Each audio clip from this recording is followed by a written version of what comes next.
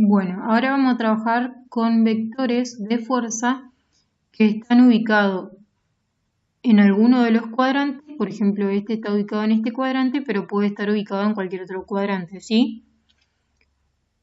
Y utilizando la ley de Newton, ¿sí? Lo que vamos a decir es que este cuerpo en alguno de sus ejes no se encuentra en equilibrio, ¿sí?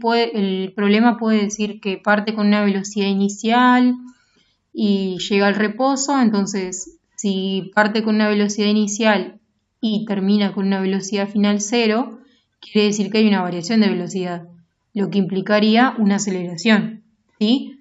Por lo tanto, aplicaríamos la segunda ley de Newton, en donde se plantea que la sumatoria de fuerzas es igual a la masa por la aceleración, ¿sí? Si en uno de los ejes hay movimiento, en el otro está en equilibrio, ¿sí? Fíjense que todos los problemas de la guía de dinámica se planteaba esto, que se movían solamente en uno de los ejes y en el otro había condiciones de equilibrio, o sea que la sumatoria de fuerzas es igual a 0. Primer ley de Newton. Otro caso donde haya aceleración puede ser que el cuerpo parta del reposo y adquiere una velocidad final de tanto, ¿sí? Ahí también existe, siempre que haya una variación de velocidad hay una aceleración, ¿sí? Bueno, en este cuerpo que está apoyado sobre una superficie se ejerce una fuerza que la nombré F1 de 15 newtons, que forma un ángulo de 30 grados con respecto a la horizontal, ¿sí? ¿Qué más aparece? Si es un cuerpo de cierta masa, seguramente va a tener un valor de peso, ¿sí? Y un valor, si está apoyado sobre una superficie, también va a tener una reacción del plano o lo que sería una normal. ¿Bien? Entonces, lo que vamos a hacer es ubicar esos vectores para que podamos empezar a resolver el problema. Bien, este es el vector peso, que lo ubico en el centro del objeto y hacia abajo, y esta sería la reacción del plano o normal, ¿sí? Ahora le ponemos los nombres. Esto es normal y esto es el nombre del vector peso y el valor, ¿sí? Yo ya les digo que el peso tiene un valor de 18 newtons. Si no tuvieran el valor del vector peso, lo que tienen que hacer es hallarlo. Si tienen la masa del cuerpo por la aceleración gravitatoria, eso les da el valor del peso, ¿sí? Ahora yo tengo un vector que está sobre el eje Y, otro que está sobre el eje Y y un vector F1 que está en el cuadrante, lo que implica que lo vamos a tener que descomponer en sus componentes en X y en Y, ¿sí? Si yo tendría que descomponer este vector, voy a hallar una componente en X y una componente en Y, ¿sí? Bueno, esa es en X y la otra en Y, ustedes me entienden, ¿sí? Entonces, lo que voy a tener que usar es el valor de ese vector y el valor del ángulo que está formando con respecto al eje X. ¿Sí? Fíjense que ahora me quedó. Este vector se eliminaría y quedaría su componente en Y y su componente en X.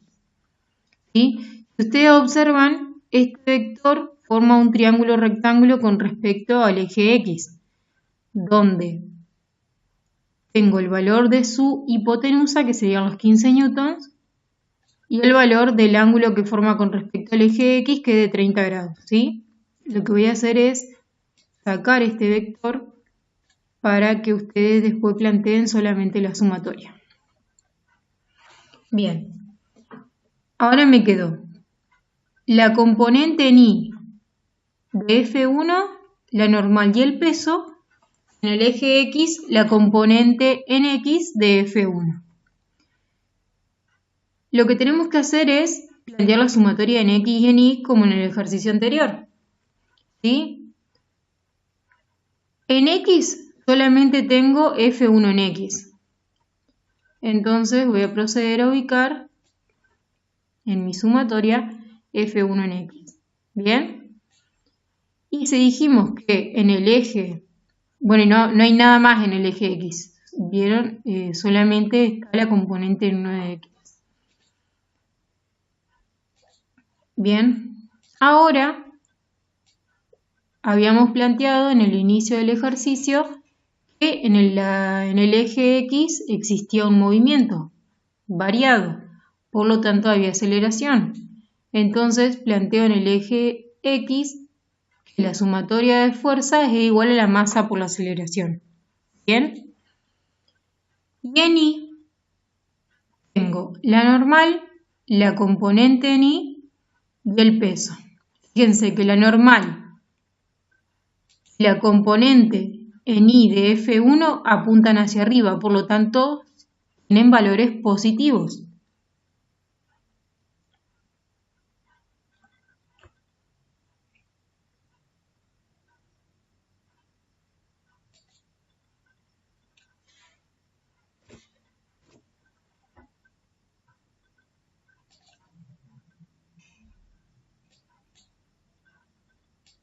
Entonces aplico. Pongo F1 más la normal, como ya dijimos, las dos apuntan hacia arriba, por lo tanto tienen signos positivos, y el peso, que como apunta hacia abajo, le voy a asignar un signo negativo. ¿Sí? Y si en este eje hay movimiento, seguro que en el otro eje no vamos a tener movimiento, por lo tanto va a estar en equilibrio, entonces la sumatoria de fuerzas en Y va a ser igual a 0.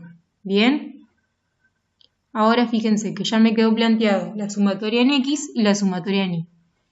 Si yo quisiera calcular la aceleración de este objeto, primero debería calcular la componente en 1 en X de F1. ¿Bien? Y vamos a proceder ahora a hacer el cálculo.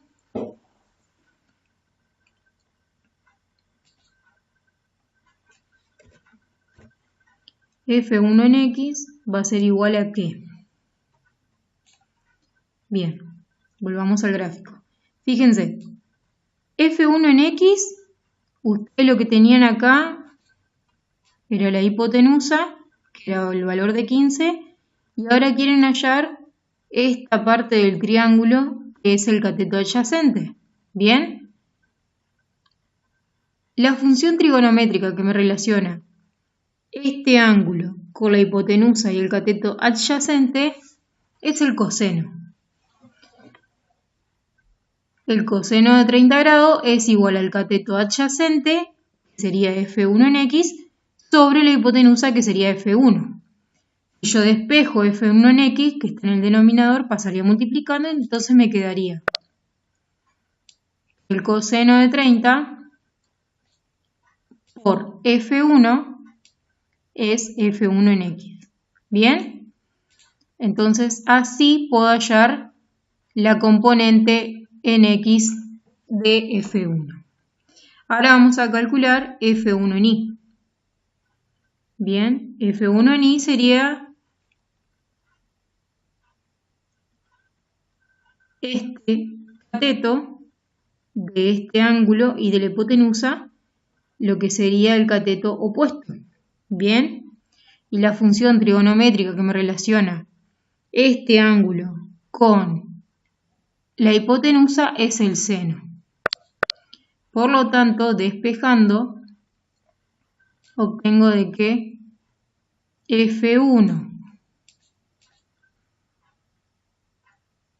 por el seno de 30 es igual a F1 en Y.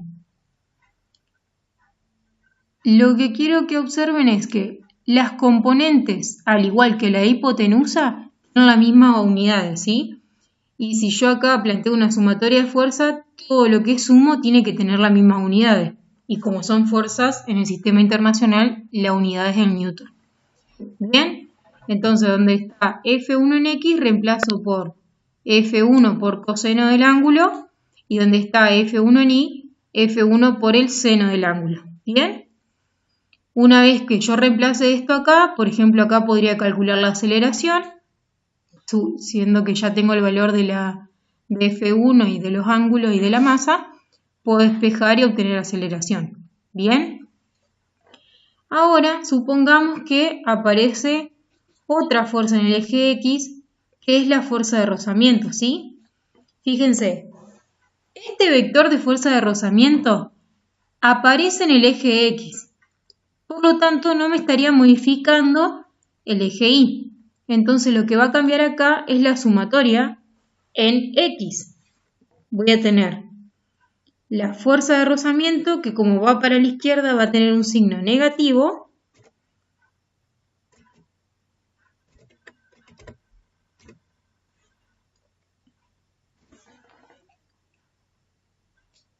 más la fuerza, la componente en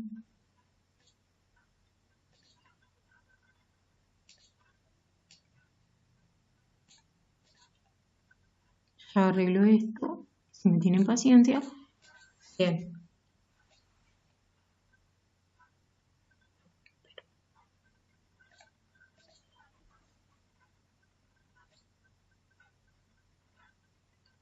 Bueno, entonces tengo menos la fuerza de rozamiento más F1 en X es igual a M por A.